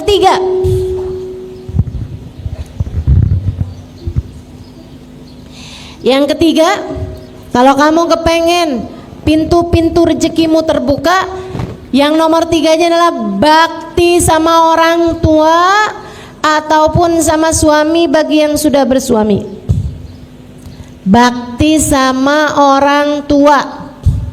Kamu nggak bisa ngarep kamu dikasih rezeki yang mudah, rezeki yang menyenangkan, selagi kamu menjadi anak yang durhaka sama orang tua. Yang baik sama orang tua, yang bakti sama orang tua. Belajar buat bisa menyenangkan, membahagiakan hati orang tuamu. Kalau sama orang tua itu jangan sok jadi ustazah. Kalau sama orang tua itu jangan sok jadi pemerintah.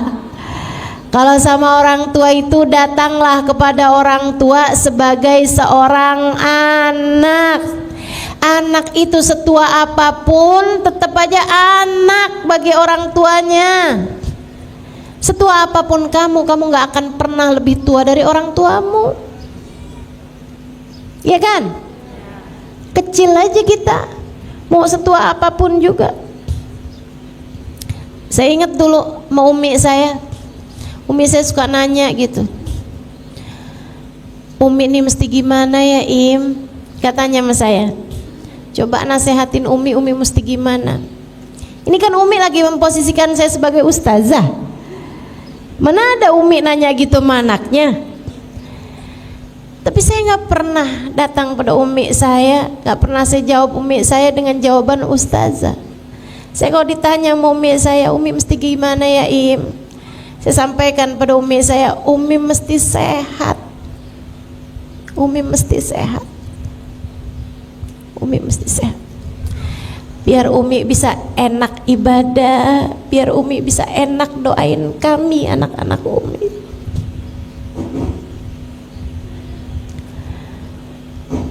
Sama orang tua itu nggak usah bawa-bawa dalil, teman-teman. Sayangi aja.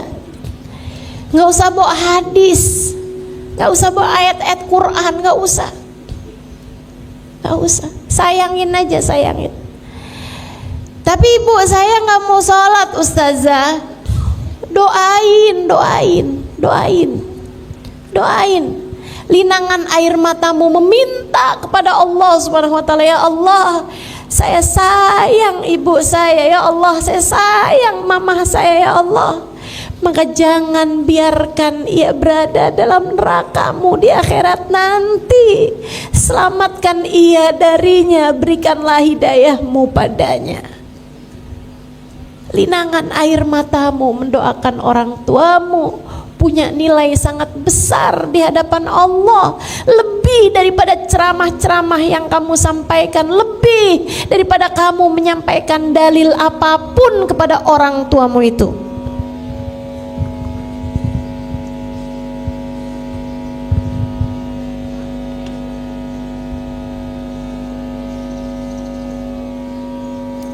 Bakti sama orang tua membuka pintu rezeki.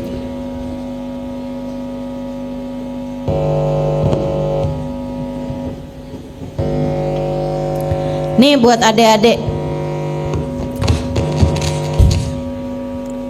jomblo, para jombloers, kamu salah satu dari hal yang bisa bikin kamu mudah-mudahan dekat dengan jodoh yang soleh. Nih yang amin kenapa emak-emak ya?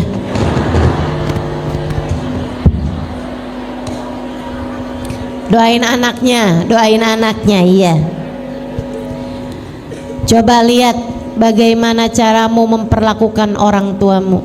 Dek, nak, kamu pengen ada seorang laki-laki yang menyayangimu, belajarlah buat sayang sama orang tua yang telah menyebabkan kehadiranmu di atas muka bumi ini.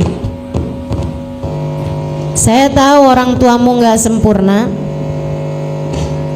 banyak kekurangannya, tapi tanpa mereka kamu gak akan ada di atas muka bumi ini. Maka jangan pernah remehkan orang tuamu itu. Bakti sama orang tua. Atau yang punya suami nih ya, perhatikan betul bagaimana caramu memperlakukan suamimu. Itu akan sangat berpengaruh kepada urusan rezekimu. Para istri-istri tukang ngomel, rezekinya bakalan seret. Percaya, saya liatin. Makanya saya sih selalu percaya sama istilah rezeki istri solehah. Emang bener, istri tuh kalau solehah rezekinya bakalan melimpah ruah.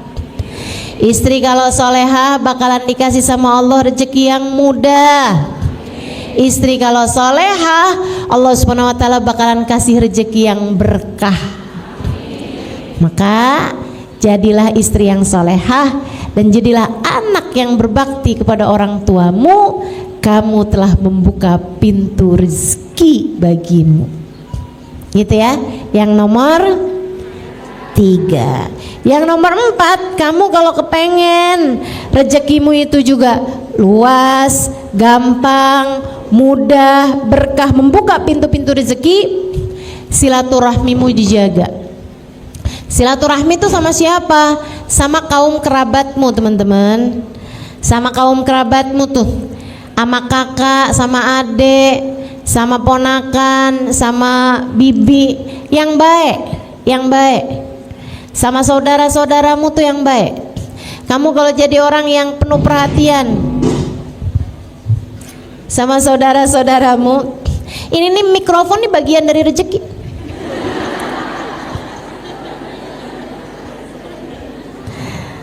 Ya, ini rezeki saya nih hari ini. Ya udah mesti terima gitu kan. Iya, saya sih nerima, nggak tahu ibu-ibu. Dari tadi yang kenapa sih nih? Nah, apa-apa Bu ya. Orang udah mengusahakan yang terbaik, insyaallah. Bagaimanapun semuanya ada di tangan Allah Subhanahu wa taala. Allah lah sang pemberi rizki. Tuh kan, kalau kita terima rezekinya jadi bagus. Gitu ya. Silaturahmi dijaga, silaturahmi. Sama kakak, sama adik itu yang baik. Kamu kalau ingat saudara kamu, ingatnya gini nih. Teman bisa datang dan pergi. Tapi saudara kalau hilang, di mana kamu bisa cari? Saudara kamu kan cuman itu-itu aja Bu. Kamu gak bisa pilih-pilih saudara. Itu siapa sih ngeliatin kamu mulu? Oh itu dulu kakak saya, sekarang udah jadi mantan. Emang bisa begitu? Nggak bisa. Kamu kepengen rezekimu jadi mudah, silaturahmimu tuh harus tersambung sama saudara-saudara yang baik-baik, yang baik sama saudara. Jangan tinggalin saudaramu. Kamu kalau lagi dapat kelebihan rezeki, bagi, dahulukan saudara-saudaramu. Cari tahu keadaan saudara-saudaramu. Siapa yang sedang membutuhkan, bantuin. Jangan takut, jangan takut. Ustazah, saya punya saudara jahat-jahat semuanya. Warisan saya ustazah dia kuasain. Misalnya, Bu, kalau saya sih ya Bu ya, urusan harta tuh Bu tuh, yang hilang bisa dicari, iya kan? Urusan harta tuh Bu bisa datang dan pergi. Tapi saudara tuh kalau kita kehilangan, kita nggak bisa dapetinnya lagi. Jadi kehilangan harta nggak apa-apa, jangan bikin kamu kehilangan saudara. Orang nggak akuran sama saudara gara-gara urusan warisan, jangan. Kalau ada saudara kamu mau ngerebut warisan, biarin. Yang penting kamu jangan pernah melakukan hal itu terhadap saudara-saudarimu itu. Kalau ada di antara saudara-saudarimu, kamu tahu ngambil sesuatu dari hartamu, ini pesan dari orang yang sangat saya sayangi. Kalau kamu tahu saudaramu ada yang ngambil sesuatu dari hartamu tanpa seizin darimu, mencuri misalnya, ngambil harta kamu misalnya, buruan halalin.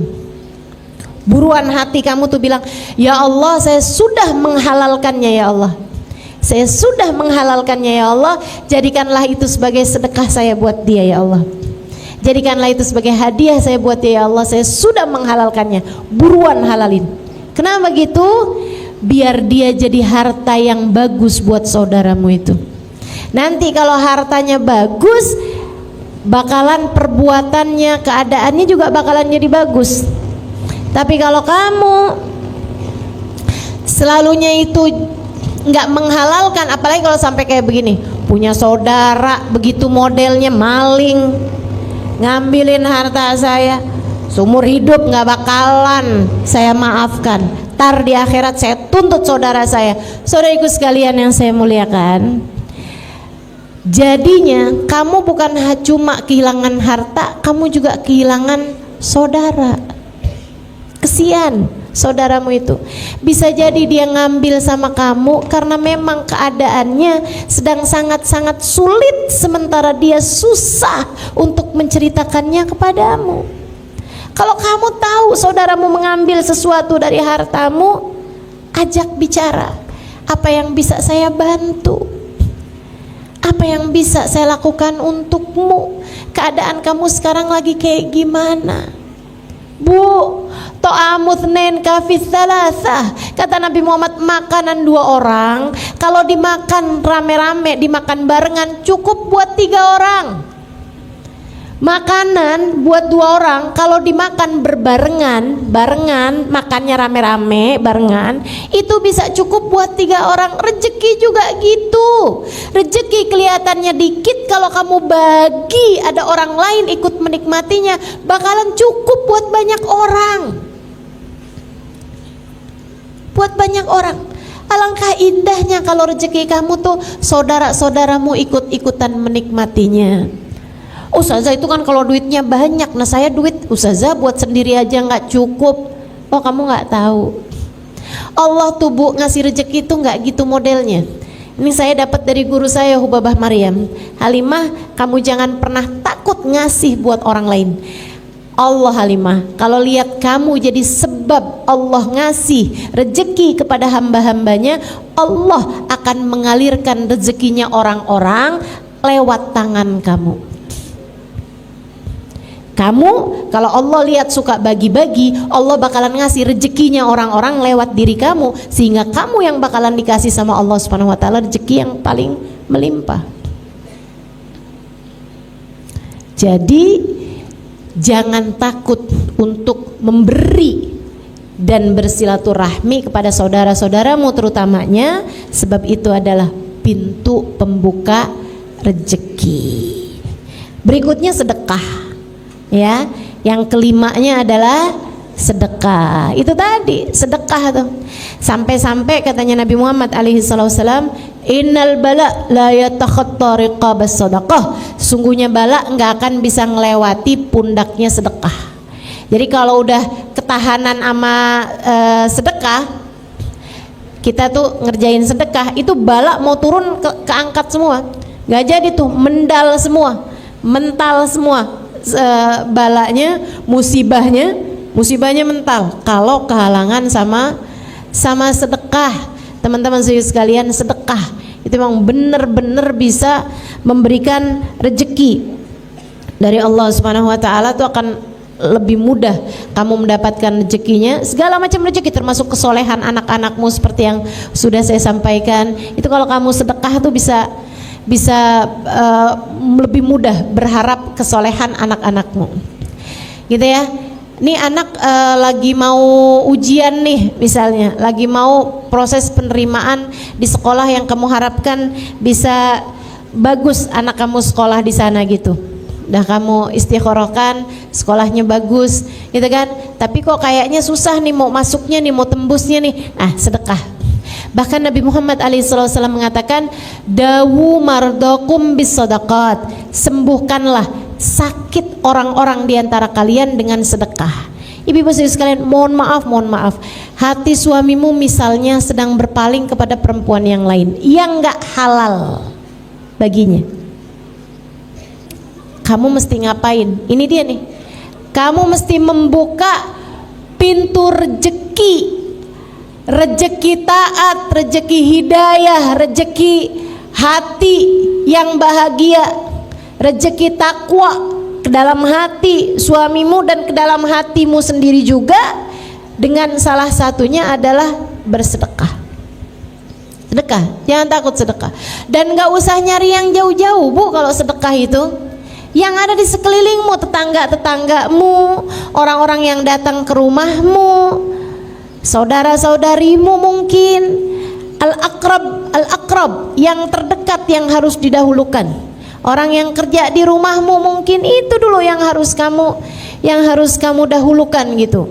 Ustazah mesti niat nggak sih kalau misalnya gitu, ya Allah nih mudah-mudahan nih hati suami ini biar nggak tertarik sama yang haram, saya sedekah dengan niat semoga Allah Subhanahu wa taala kasih kesembuhan pada hati suami saya yang sekarang sedang berpenyakit mencintai yang haram. Mencintai yang haram tuh penyakit apa bukan penyakit? Penyakit, saudaraku sekalian saya muliakan. Suka sama barang-barang haram penyakit apa nggak penyakit? Penyakit. Makanya buat balikin nih, buat sembuhin, salah satunya kata Nabi Muhammad, dawu mardakum bisadaqat, sembuhkanlah orang-orang yang sakit di antara kalian dengan sedekahmu itu. Sedekah. Sedekah, bismillah. Perlu niat apa enggak Ustazah? Enggak, pokoknya kamu sedekah, insya Allah Allah Subhanahu wa Ta'ala akan membetulkan apa-apa yang salah-salah yang ada di antara kehidupanmu itu. Insya Allah semuanya bakalan jadi lebih bagus semuanya dengan kamu memperbanyak sedekah. Insya Allah. Jangan nunggu kaya buat sedekah, ya. Jangan nunggu kaya buat sedekah. Bahkan Allah tuh nggak menilai sedekahmu dari seberapa banyak yang kamu keluarkan. Enggak. Kalau misalnya nih ada orang punya ratusan juta, dia bersedekah 1 juta, itu lebih kecil nilainya di mata Allah daripada orang yang punya 1 juta dia sedekahkan 100.000. Kalau ada orang punya uangnya 1 juta, dia sedekahkan 100.000, artinya dia sudah bersedekah dengan 10% harta atau uang yang dia punya. Itu jauh lebih banyak daripada sedekahnya orang 1 juta tapi hartanya dia ratusan juta gitu. Mudah-mudahan ya Allah Subhanahu wa Ta'ala karuniakan kepada kita hati yang dermawan, insya Allah, amin ya rabbal alamin. Kemudian yang keenam, kalau kamu pengen dibukakan pintu-pintu rezeki, jangan tinggalkan sholat duha. Seperti yang tadi saya sampaikan, la faqra ma'ad duha, tidak ada kefakiran bersama dengan sholat duha. Sholat duha itu sholat rezeki, sholat yang membuka pintu-pintu rezeki bagi dirimu itu. Teman-teman saudaraku sekalian, bantuin suamimu lagi nyari nafkah, bantuin dengan kamu sholat duha. Anak-anakmu lagi menuntut ilmu biar gampang dapetin rezeki ilmu mereka, bantuin dengan kamu sholat duha. Dirimu sendiri juga pergi ngaji, melaksanakan ibadah-ibadah pada Allah Subhanahu wa Ta'ala. Kamu kepengen dirizkikan akhlak yang baik, pengen dirizkikan ilmu yang manfaat, pengen dirizkikan badan yang sehat, bantuin dengan kamu tidak meninggalkan sholat duha. Insya Allah. Berapa rakaat Ustazah? Bebas, boleh 2, boleh 4, boleh 6, boleh juga 8. Saran saya, walaupun sedikit jangan ditinggal. Jangan sekalinya duha banyak tapi besok-besokannya libur. Kamu sholat apaan sih? Banyak banget. Iya saya sholat duha. Berapa banyak? 8. Banyak kamu buat 4 hari. Ini 3 harinya libur. Nggak gitu, ibadah tuh nggak gitu ya. Kerjakan walaupun 2 rakaat tapi setiap hari. Nah itu jauh lebih berpengaruh bagimu daripada sekali ngerjain banyak akan tapi kemudian kamu tinggalkan. Insya Allah.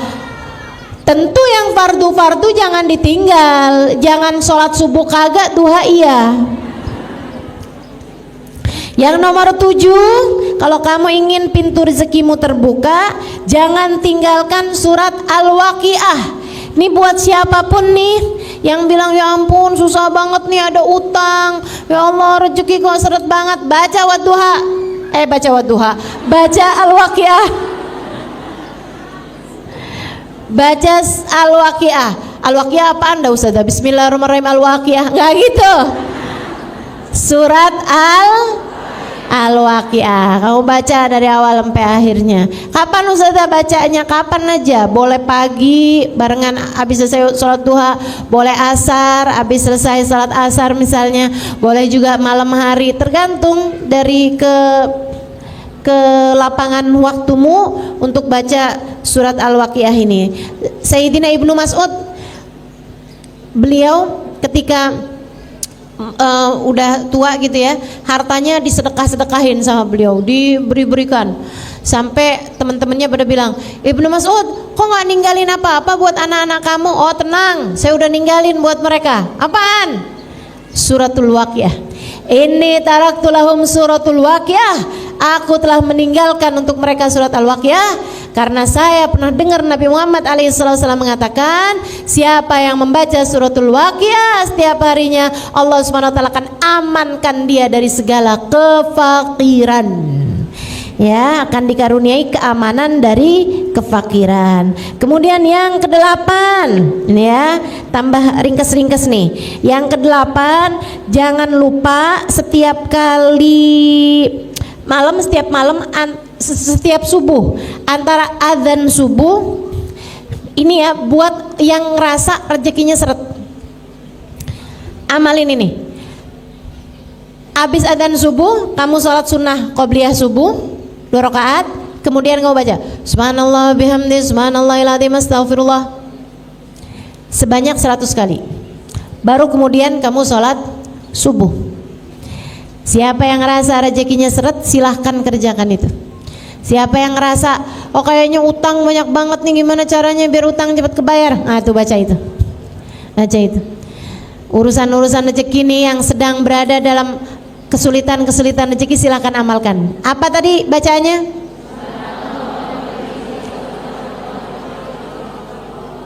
Subhanallah wa bihamdihi subhanallahil azim astaghfirullah. Subhanallah wa bihamdihi subhanallahil azim astaghfirullah. Berapa kali? 100 kali. Kemudian yang berikutnya, baca surat Al-Ikhlas sekali atau 3 kali tiap kali masuk rumah. Dan ini sudah sering saya sampaikan kepadamu, dan ini terbukti teman-teman. Ini mujarab, sangat mujarab. Ini instannya lah, gitu ya. Instannya ini, salah satu dari yang instan-instannya ini. Itu adalah tiap kali kamu masuk rumah baca surat Al-Ikhlas. Sekali atau 3 kali. Al-Ikhlas, Al-Ikhlas, Al-Ikhlas. Enggak gitu. Bismillahirrahmanirrahim. Qul huwallahu ahad, Allahus samad, lam yalid wa lam yulad wa lam yakul lahu kufuwan ahad. Selain itu, kalau yang di rumahnya suka bertengkar, gitu ya, baca juga ayat kursi. Nah, baca juga ayat kursi, itu bikin adem rumah. Bikin adem rumah. Kalau kamu ngerasa saya sih bertengkar ini apa, enggak sih ya, karena saya tinggal sendirian. Ya mau nengkarin siapa? Nah itu silahkan kamu baca surat Al-Ikhlas tiap masuk rumah. Assalamualaikum warahmatullahi wabarakatuh. Tuh kalau lagi nggak ada orang, Assalamualaikum wa ala ibadillahi salihin. Assalamualaikum ayyuhan nabi warahmatullahi wabarakatuh. Assalamualaikum wa ala ibadillahi salihin. Kemudian kamu baca surat Al-Ikhlas tadi itu. Nah insyaallah itu yang diajarkan Nabi Muhammad alaihissalam kepada sahabatnya, ketika sahabatnya datang kepada Nabi Muhammad dan dia mengatakan bahwa dunia menjadi sempit karena dia terlilit banyak hutang.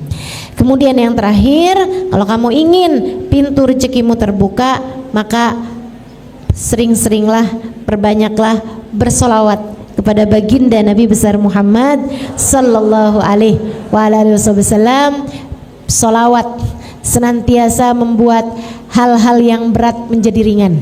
Sampai-sampai Habib Sayyid Muhammad bin Alwi bin Abbas Al-Maliki menyampaikan, tak ada permasalahan apapun di atas muka bumi ini yang tidak bisa selesai dengan solawat kepada Nabi Muhammad alaihissalam. Gak ada masalah apapun gak bisa selesai dengan solawat. Insya Allah apapun masalahnya akan terselesaikan dengan bersolawat kepada baginda Nabi besar Muhammad sallallahu alaihi wa ala alihi wa sahbihi wasallam. Mudah-mudahan kita semuanya jadi orang-orang yang dikaruniakan rezeki yang mudah, rezeki yang melimpah insyaallah. Amin ya rabbal alamin. Rezeki yang bawa kebaikan bagi kita dunia dan akhirat. Rezekinya badan kita, makanan, pakaian, uang, dikasih yang halal, yang thayyib, yang berkah. Dikasih kesehatan bagi badan kita, dikasih kesehatan bagi anggota tubuh kita. Insyaallah mata, biar dikaruniai mata yang terang. Semua anggota badan berjalan sesuai dengan fungsinya insyaallah. Dan kita juga minta pada Allah Subhanahu wa taala rezeki bagi akal kita, dan terutamanya adalah rezeki bagi hati kita. Dilimpahi rahmatnya Allah, dilimpahi keimanan, dilimpahi kasih sayang dari Allah, dilimpahi keberkahan dari Allah Subhanahu wa taala. dilimpahi akhlak yang mulia, dikaruniakan kebaikan-kebaikan dunia dan akhirat, dikaruniakan cinta di hati kita kepada Allah, kepada Rasulnya, kepada hamba-hamba yang mulia, dikaruniai hati kita sifat-sifat yang baik, insyaallah dijauhkan dari segala penyakit-penyakitnya. Ala hadhihi niyah wa bikulli niyatin salihah jami'ah syamilah. Kita doakan hal yang seperti ini juga untuk seluruh keluarga yang kita sayang, untuk orang tua kita, untuk suami kita, untuk anak-anak kita, untuk orang-orang yang kita sayang semuanya, insyaallah. Ala hadhihi niyah wa bikulli niyatin salihah jami'ah syamilah la hadratin Nabi Muhammad sallallahu alaihi wa ala alihi wasallam. Al-Fatihah. Bismillahirrahmanirrahim. Alhamdulillahirabbil alamin. Arrahmanirrahim. Maliki yaumiddin. Iyyaka na'budu wa iyyaka nasta'in. Ihdinas siratal mustaqim. Siratal ladzina an'amta 'alaihim ghairil maghdubi 'alaihim waladdallin. Amin. Allahumma bihaqqil Fatihah, birmatil Fatihah, barakatil Fatihah, taftah lana abwabal khair, tu'amil lana muamalat ahlal khair, takfina min jamil fitan wal minbus wadir. Innaka wali kulli khair mutafaddil bi kulli khair bi rahmatika ya arhamar rahimin. Allahumma inna nas'aluka ziyadatan fid din, barakatan fil umur, wa sihhatan fil jasad, wa sa'atan fil rizqi, wa tawbatan qabla al-maut, wa syahadatan 'inda al-maut, maghfiratan ba'da al-maut, wa afan 'inda al-hisab, wa amana min al-'adab, wa nasiban min al-jannah, wa rizqna an-nadhar ila wajhikal karim. Allahumma inna nas'aluka min al-uquli awfaraha, min al-adhani asfaha, min al-a'mal azkaha, wa min al-akhlaq atyabaha, wa min al-azzak azzalaha, min al-afiyah akmalaha, min ad-dunya khairaha, min al-akhirah na'imaha, bihaqqi sayyidina Muhammadin sallallahu alaihi wasallam. Allahumma qsim lana min khashyatik ma tahulu bihi bainana wa baina ma'asik, wa min ta'atik ma tuballighna bihi jannatik, wa min al-yaqin ma tuhawwin bihi alaina masaibid dunya, wa mat'ina Allahumma bi asma'ina wa absarina wa hawlina wa quwwatina ma abqaitana innaka ala kulli syai'in qadir. Allahumma jamilna bil afiyah was salamah, wa aqiqna bit taqwa wal istiqamah, wa a'idna min mujibatin nadama fil hali wal ma'al, innaka sami'ud du'a. Allahumma ij'al jam'ana hadha jam'an marhuma, wa tafarruqana min ba'dihi tafarruqan ma'suma, wa la taj'alillahumma lana wa la fina wa la ma'ana syaqiyan wa la matrudan wa la mahruma. Allahumma rabbana atina fid dunya hasanah wa fil akhirati hasanah wa qina adzabannar. Bi fadli subhana rabbika rabbil izzati amma yasifun, wa salamun alal mursalin walhamdulillahi rabbil alamin. Taqabbalallahu minna wa minkum, taqabbal ya karim. Terima kasih segala perhatiannya, kurang lebihnya mohon maaf. Mohon maaf kalau kepanjangan. Billahi taufik wal hidayah. Kurang panjang. Wal afu minkum. Wassalamualaikum warahmatullahi wabarakatuh.